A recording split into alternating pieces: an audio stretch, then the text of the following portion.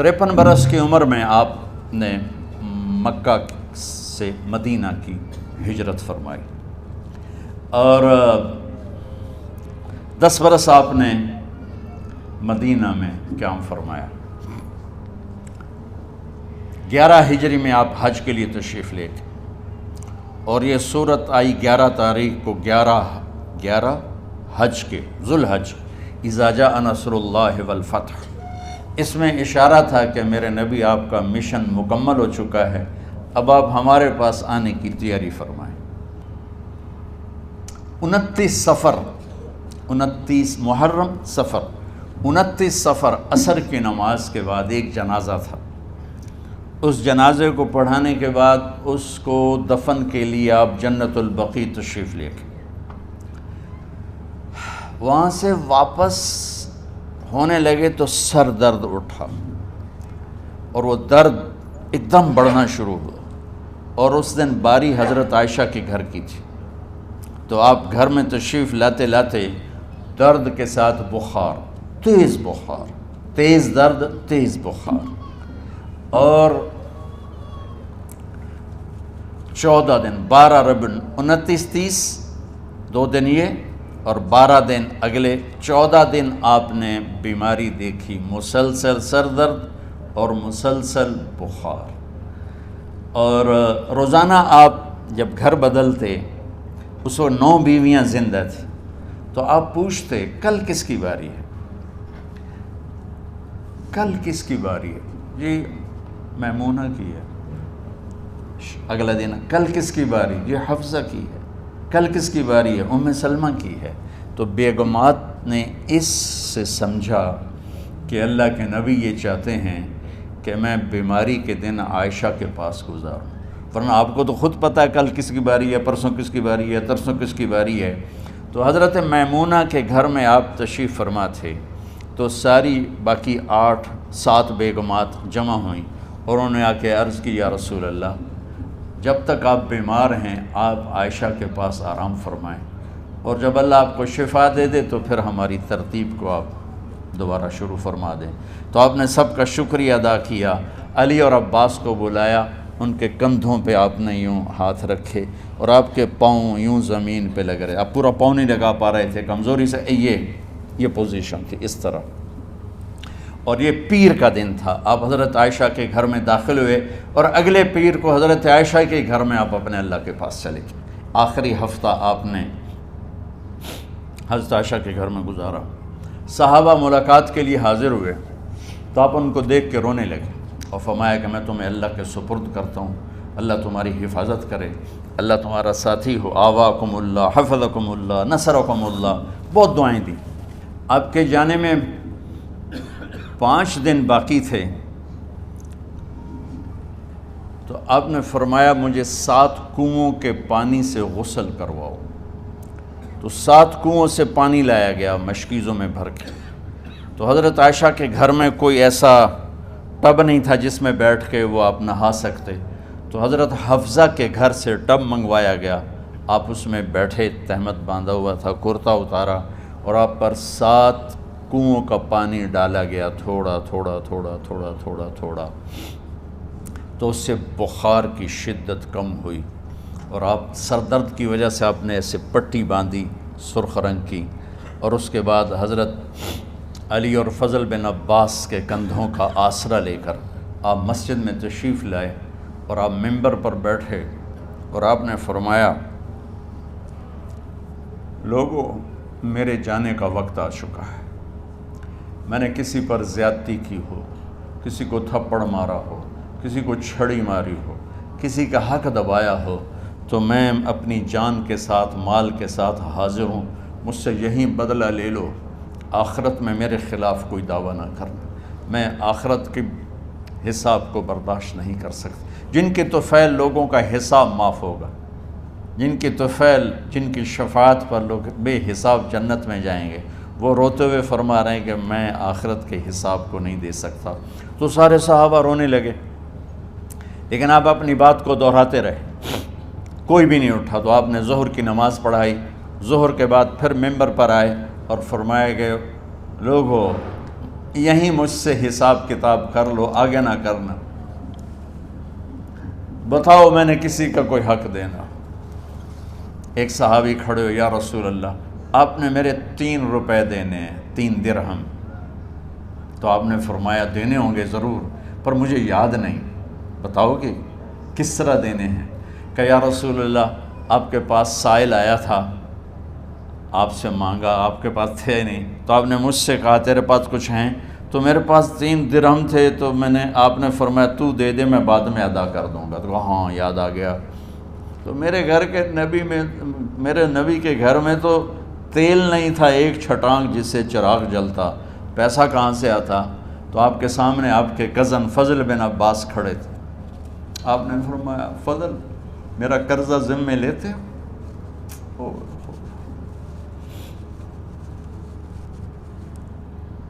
جن کے لیے کائنات سجائی گئی، جنت کی چابیاں جن کو پکڑائی گئیں، جاتے ہوئے 3 روپے دینے کی ہمت نہیں تھی۔ کہا فضل میرا قرضہ ذمے لیتے ہو؟ کہا جی یا رسول میں اپنے ذمے لیتا ہوں۔ کہا اس سے لے لینا۔ آپ گھر تشریف لے گئے، نماز کے لیے آتے تھے، پڑھاتے تھے۔ جمعرات کو عشاء کی نماز پڑھانے کے لیے اٹھ نہیں سکے، گر گئے، پھر اٹھنے لگے، اٹھ نہیں سکے، گر گئے، پھر اٹھنے لگے، اٹھ نہیں سکے۔ تو آپ نے فرمایا ابو بکر سے کہو نماز پڑھائے، عشاء کی نماز۔ ابو بکر ذرا پیچھے کھڑے تھے، عمر آگے کھڑے تھے۔ تو لوگوں نے کہا نماز ہی پڑھاونی، کوئی پڑھا دے۔ تو انہوں نے حضرت عمر کو آگے کیا، انہوں نے کہا اللہ اکبر۔ جب حضرت عمر کی تکبیر سنی تو آپ نے اندر سے زور سے فرمایا عمر کو پیچھے کرو، ابو بکر کو آگے کرو، میرے رب کا فرمان ہے میرے مصلی پر ابو بکر کے سوا اور کوئی کھڑا نہیں ہو سکتا۔ جمعرات کی عشاء، جمعہ ہفتہ اتوار کی 15 نمازیں، اور پیر کی فجر کی 16 اور جمعرات والی 17 نمازیں ابو بکر نے پڑھائیں میرے نبی کی موجودگی میں۔ ہفتے کے دن ظہر یا عصر میں آپ علی و فضل بن عباس کے کندھوں پر ہاتھ رکھ کے مسجد میں داخل ہوئے اور ابو بکر نماز پڑھا رہے تھے۔ ادھر محسوس ہوا کہ اللہ کے نبی آ رہے ہیں، تو ابو بکر نے یوں پیچھے ہٹنا شروع کیا ایسے تاکہ مصلی سے ہٹ جائیں۔ تو آپ نے ایسے ہاتھ کا اشارہ فرمایا کہ کھڑے رہو، ہٹو نہیں، کھڑے رہو۔ تو وہ پھر آگے مصلی پر آ گئے۔ تو آپ تشریف لائے اور الٹے ہاتھ ابو بکر کے ساتھ بیٹھ کر آپ نے ظہر یا عصر کی 4 رکعت نماز ابو بکر کی امامت میں ادا فرمائی۔ یہ آپ کی آخری نماز تھی مسجد کے اندر امت کے ساتھ اور تشریف لے کے۔ جمعہ کا دن تھا، جبریل آئے، یا رسول اللہ مجھے اللہ نے بھیجا ہے کہ جاؤ میرے محبوب کا حال پوچھ کے آؤ۔ اللہ اکبر۔ تو اب درد اور بخار دونوں چیزیں تھیں، سر کا درد بھی ہیوی ویٹ تھا اور بخار بھی، تپش۔ تو آپ نے کہا جبریل تکلیف ہے، تکلیف میں۔ ہفتے کا دن پھر جبریل آئے، یا رسول اللہ مجھے اللہ نے بھیجا ہے کہ جاؤ میرے محبوب کا حال پوچھ کے آؤ۔ پھر آپ نے فرمایا تکلیف میں۔ اتوار کو پھر جبریل آئے، یا رسول اللہ نے بھیجا ہے کہ جاؤ میرے محبوب کا حال پوچھ کے آؤ۔ 12 ربیع الاول آ گئی، 632 عیسوی اور 11 ہجری۔ آپ کی طبیعت میں بشاشت آئی، تو صحابہ نماز پڑھ رہے تھے، آپ نے دروازہ کھول کے سب کو یوں دیکھا۔ تو حضرت انس فرماتے ہیں ہم سب نماز میں تھے، لیکن جب دروازہ کھلنے کی آواز آئی اور اللہ کے نبی کا چہرہ، تو ہم سب نماز میں یوں ہو گئے، نماز کے اندر ہی سارے اللہ کے نبی کو دیکھنا شروع کر دی، بھول ہی گئے کہ نماز پڑھ رہے ہیں، ایسے گم ہو گئے آپ میں۔ تو آپ نے جلدی سے دروازہ بند فرما دیا۔ یہ آپ کی آخری زیارت تھی اپنی امت کے لیے۔ اس کے بعد آپ اپنے اللہ کی طرف کا سفر شروع کیا۔ تو اشراق کے بعد آپ نے اپنے بیگمات کو بلایا، ان کو بتایا نہیں کہ میں آج جا رہا ہوں، سب سے ملے، سب کو الوداع کیا اور انہیں بھیجا۔ اس کے بعد آپ نے حضرت فاطمہ کو بلایا، جنت کی عورتوں کی سردار، سب سے زیادہ محبوب بیٹی، سب سے زیادہ جگر کا ٹکڑا، دل کا ٹکڑا کا، جس نے فاطمہ کو دکھ دیا مجھے دکھ دیا، جس نے اسے سکھ دیا مجھے سکھ دیا۔ ہاں، ان کو قریب کا، بیٹی قریب ہو، تو ان کے کان میں کہا میں جا رہا۔ وہ رونے لگی، تو ہم نے کہا رو نہیں، چند دنوں کے بعد تیری میری ملاقات ہو جائے گی سب سے پہلے۔ تو 6 ماہ بعد حضرت فاطمہ کا بھی 24 سال کی عمر میں یا 25 سال کی عمر میں انتقال ہو گیا۔ ان کو رخصت فرمایا، پھر آپ نے داماد مولا علی کو بلایا، ان کا سر اپنی گود میں رکھا اور ان کے سر پہ اور کمر پہ ہاتھ پھیرتے رہے اور ان کو دعائیں دیتے رہے۔ آہستہ آہستہ تھی، آواز اونچی نہیں تھی، پست آواز تھی، اور یوں سر پہ کمر پہ، سر پہ کمر پہ، اور دعائیں دے رہے ہیں۔ ان کو رخصت فرمایا، آخر میں اپنے جگر کے ٹکڑے حسن اور حسین کو بلایا، جو ہی سینے سے لگایا آنسو شروع ہو گئے۔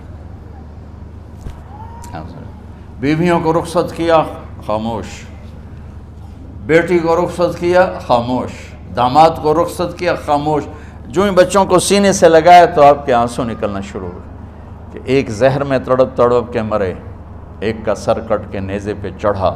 میرے نبی آگے آنے والے زمانے میں دیکھ رہے تھے کہ میرے بچوں کے ساتھ کیا ہونے والا ہے، اس پر آپ بے قرار ہو کر روئے، بولے کچھ نہیں، ان کو بھی رخصت فرما دی۔ جب وہ چلے گئے تو جبریل آ گئے، یا رسول اللہ، باہر ملک الموت دروازے پر کھڑا ہے، اندر آنے کی اجازت چاہتا۔ تو آپ نے فرمایا آ جائے، میں نے کب روکا؟ تو ملک الموت اندر آیا، ایک فرشتہ اور بھی تھا، کہا السلام علیکہ یا رسول اللہ، یا رسول اللہ میں آپ کو سلام پیش کرتا ہوں، میں نے کبھی کسی کو سلام نہیں کیا۔ آپ کے رب نے فرمایا جب جاؤ تو اجازت لے کے جانا، بن اجازت اندر نہ جانا، میں کبھی کسی سے اجازت نہیں لیتا۔ اللہ تعالیٰ نے فرمایا آنا چاہیں تو لے آنا، رہنا چاہیں تو چھوڑ کے آ جانا، یہ اختیار اللہ نے کبھی کسی کو نہیں دیا، آپ پہلی اور آخری ہستی۔ تو آپ نے فرمایا اگر میں اجازت دے دوں تو میری جان نکالو گے؟ کہا جی نکالو، میں تو اللہ کے امر کا پابند۔ تو آپ نے جبریل سے پوچھا کیا کہتے ہو، تم کیا کہتے ہو؟ جبریل نے کہا یا رسول اللہ، اللہ آپ کی ملاقات کے شوق۔ میرے بھائی بہنوں، اللہ سے یہ دعا کیا کرو، یا اللہ ایسی موت دے جب جانے کا وقت ہے تو ہماری ملاقات کے شوق میں ہو۔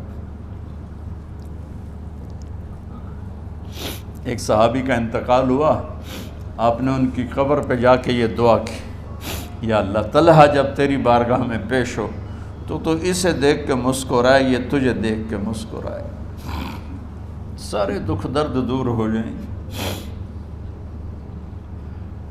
تو جبریل بولے یا رسول اللہ، اللہ آپ کی ملاقات کے شوق میں۔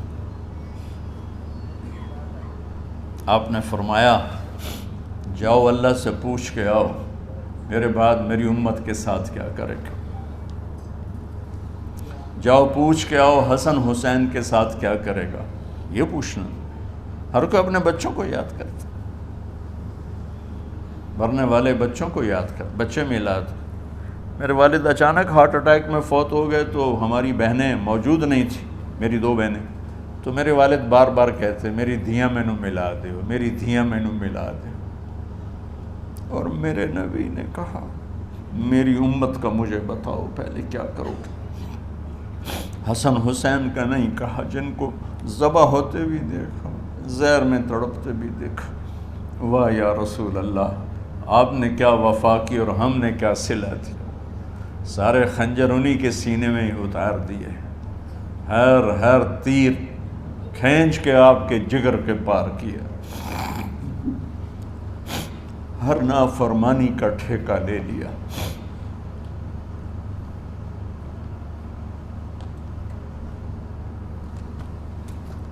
آؤ پوچھ کے آؤ میرے بعد میری امت کا کیا کرے گا۔ تو جبریل جا کر پیغام لائے کہ اللہ تعالیٰ فرما رہے ہیں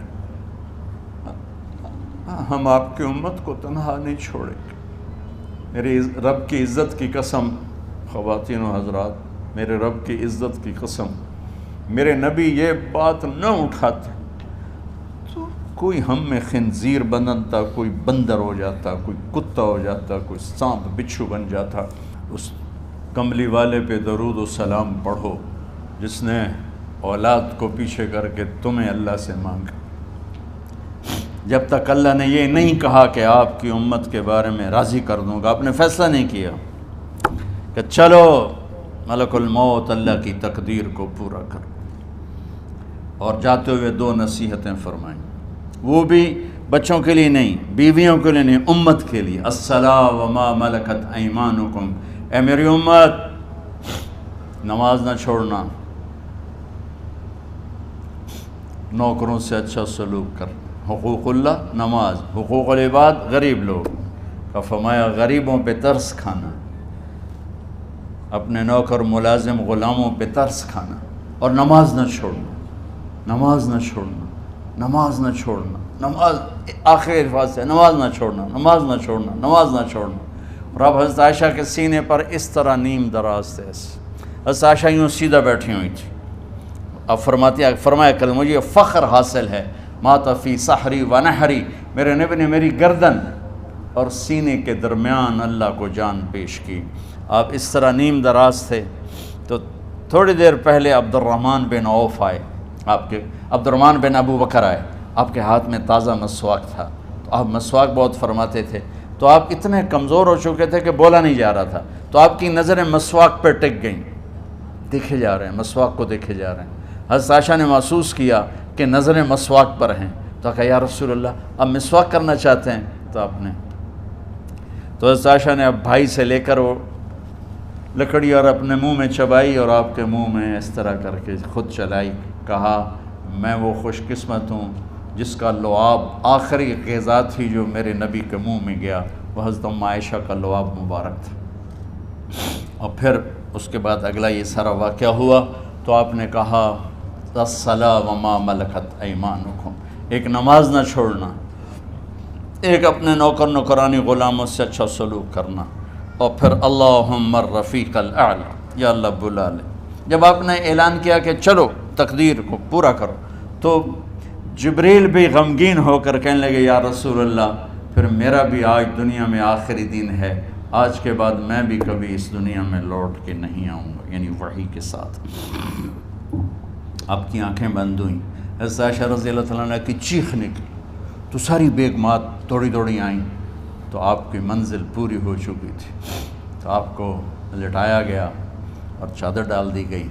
ابو بکر رضی اللہ تعالیٰ عنہ اپنی دوسری بیگم کے پاس گئے تھے، عوالی، 3-4 میل، پتہ چلا تو وہاں سے گھوڑے پر وہ دوڑتے ہوئے آئے اور آ کر آپ کے ماتھے سے، چہرے سے کپڑا ہٹایا اور آپ کے ماتھے پر بوسہ لیا، تو آپ کے آنسو ماتھے پر گرے، کہا و نبیّا و خلیلا و صفیہ، ہائے میرا نبی، ہائے میرا دوست، ہائے میرا خلیل، ہائے میرا جگر، کہ یا رسول اللہ آج کے بعد آپ کوئی دکھ نہیں دیکھیں گے۔ جب آپ درد سے بے قرار تھے اور بی بی فاطمہ رضی اللہ تعالیٰ عنہ ساتھ بیٹھی تھیں، تو آپ کی بے قراری کو دیکھ کر وہ رونے لگی کہ ہائے میرے ابا کا درد، ہائے میرے ابا کا درد۔ تو میرے نبی نے کہا ما علی ابی کی کرب بعد اليوم، بیٹی آج تیرے باپ کے دکھ کا آخری دن ہے، آج کے بعد کوئی دکھ نہیں دیکھیں گے۔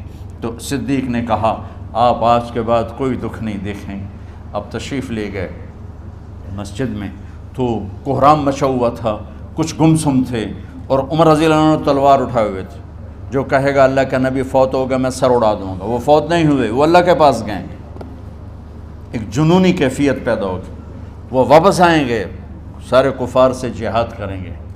تو ابو بکر ممبر پر آئے، کہا عمر بیٹھ جاؤ، عمر کہنے لگے نہیں بیٹھتا، انکار نہیں بیٹھتا، اور تلوار ایسے، سبحان اللہ، واہ صدیق واہ۔ آپ نے ممبر پہ کھڑے ہو کر، کیا سونے سے بھی لکھے جائیں تو کم ہے، قیمت اس سے زیادہ ہے، میرے صدیق نے کہا لوگو من کان یعبد محمدا فإن محمدا قد مات، جو محمد کی پوجا کرتے تھے تو آج محمد کو اللہ نے موت دی تھی۔ ومن کان یعبد اللہ فإن اللہ حی لا یموت، اور جو اللہ کی پوجا کرنے والے ہیں وہ یاد رکھو ان کا اللہ زندہ ہے، موت سے پاک۔ پھر آپ نے انک میت وانہم میتون، میرے محبوب آپ کو بھی موت آئے گی اور ان سب کو موت آئے گی۔ حضرت عمر فرماتے ہیں جب میں نے یہ آیت سنی تو میں یوں نہیں گرا، ایسے گرا سیدھا، ٹانگوں سے جان نکل گئی تو یوں گرے ایسے یوں، اور کہنے لگے مجھے یقین ہو گیا کہ موت آ گئی اور اللہ کے نبی ہمیں چھوڑ کے چلے گئے۔ غسل کون دے، کیسے دے؟ اہل بیت نے غسل دینا تھا۔ آپ کے کپڑے اتار کے غسل دیا جائے یا جو آپ نے کپڑے پہنے ہیں اسی میں غسل دیا جائے تو پریشان ہے، کیا کیا جائے؟ سب پہ اونگ طاری ہو گئی، ایک دم سب کو نیند آئی اور غیب سے آواز آئی کہ ہمارے نبی کو کپڑوں سمیت غسل دیا جائے۔ آپ کے بدن مبارک سے کپڑا نہیں اتارا، کوئی اتارے نہیں، تو اس آواز پر سارے بیدار ہوئے۔ تو حضرت عباس، فضل بن عباس، شقران آپ کے غلام، اور اسامہ بن زید اور علی بن ابی طالب آپ کو غسل دینے والے تھے۔ حضرت علی آپ پر پانی ڈال رہے تھے اور فضل بن عباس جسم کو مل رہے تھے، اور حضرت علی ساتھ ساتھ روتے ہوئے یا رسول اللہ آپ نے ہی ہمیں صبر کا حکم دیا، اگر آپ ہمیں صبر کا نہ کہتے تو آج ہم دنیا کو رو کے دکھاتے، اور آج ہم دنیا کو اپنا غم دکھاتے کہ کس طرح غم کیا جاتا ہے۔ اور یا رسول اللہ آپ کے جانے پر وہ نقصان ہے جو قیامت تک نہ پہلے ہوا نہ بعد میں ہوگا کہ آپ کے بعد نبوت کا دروازہ بند ہو گیا۔ اس طرح پانی بھی ڈال رہے تھے اور روتے بھی جا رہے تھے، اور فضل بن عباس وہ آپ کے پہلو بدل کر ہاتھ مل رہے تھے، ہاتھوں سے مل رہے تھے۔ قبر کے کھودنے کا وقت آیا تو وہ لحد ہوتی ہے، کھڈا کھود کے پھر سائیڈ میں کھڈا کھودا جاتا ہے، اور ایک ہوتا اسٹریٹ جیسے ہمارے ہاں ڈال کے اوپر وہ سلیب ڈال دیتے ہیں، تو کیسے بنائی جائے؟ تو ابو طلحہ رضی اللہ تعالیٰ عنہ قبر بناتے تھے وہ والی لحد والی، تو فرمایا جو پہلے آ جائے گا نا وہی قبر تیار کر لے۔ تو ابو طلحہ پہلے آ گئے تو لحد والی قبر تیار کی گئی، اور آپ کے کفن دینے کے بعد وہی وہ سب چلے گئے۔ اس کے بعد باری باری اہل بیت، ان کی خواتین، ان کے بچے، پھر مہاجرین، ان کے خواتین، ان کے بچے، ان کے نوکر، پھر انصار، ان کی خواتین، ان کے بچے، ان کے نوکر۔ تو پیر اور منگل یہ 2 دن سارے گزر گئے، اور منگل کو عشاء کے بعد جا کر یعنی بدھ کی رات آپ کی تدفین کا وقت آیا۔ تو جب آپ کو قبر میں اتار دیا گیا تو مغیرہ بن شعبہ رضی اللہ عنہ کھڑے تھے، انہوں نے اپنی انگوٹھی اتار کے اندر پھینک دی لحد۔ تو پھر کہنے لگے علی یہ میری انگوٹھی نیچے گر گئی ہے، اٹھا لو۔ ایک بہانہ کیا نبی کو بوسہ لینے کا، انگوٹھی پھینک کر فرمانے لگے علی وہ میری انگوٹھی گر گئی ہے، اٹھا لوں۔ سب دیکھ رہے تھے کہ پڑی ہو کہاں، اٹھا لو۔ تو انگوٹھی کیا اٹھانی تھی، نیچے جا کر اللہ کے نبی کو لپٹ کے اور دھاڑ دھاڑ رونا شروع کیا۔ سب صحابہ کی چیخیں نکال دی۔ انگوٹھی تو ایک بہانہ ہی تھا، آخری شخص جس کا جسم نبی کے جسم سے ٹچ ہوا وہ مغیرہ بن شعبہ ہے۔ تو پھر سب نے شور مچایا کہ باہر نکالو، باہر نکالو، باہر نکلو۔ باہر نکلے تو اینٹیں لگائی گئیں، پھر مٹی ڈالی گئی۔ تو جب واپسی ہوئی تو حضرت انس گزرے تو حضرت فاطمہ کھڑی تھیں، طابت نفوسکم ان حسیتم علی رسول اللہ التراب۔ انس کس جگر کے ساتھ تم نے نبی کو مٹی میں چھپا دیا، کس جگر کے ساتھ تم نے نبی کو مٹی میں چھپا دیا۔ اللہ سے ملا دے۔ قبر دیکھنے کو خوفناک ہے، اگر اللہ راضی ہے، جب کبھی قبر سے ڈر لگتا ہے، بہت ہی لگتا ہے تو خیال آتا ہے اگر اللہ راضی ہے پھر تو مسئلہ ہی کوئی نہیں ہے، چونکہ اللہ نے اپنے محبوب کو بھی قبر میں اتارا۔ یہ نہیں کہا کہ ایک خوبصورت بیڈ روم بنا کے اس میں لٹا دو، کہا قبر میں اتارو۔ اگر اللہ راضی ہے تو مرنے والی ہو یا مرنے والا ہو تو مزے ہی مزے ہیں۔ یہ سارے دعا کرو کہ جب ہم دنیا سے جا رہے ہوں اللہ ہم پہ خوش ہو، اللہ ہم سے راضی ہو۔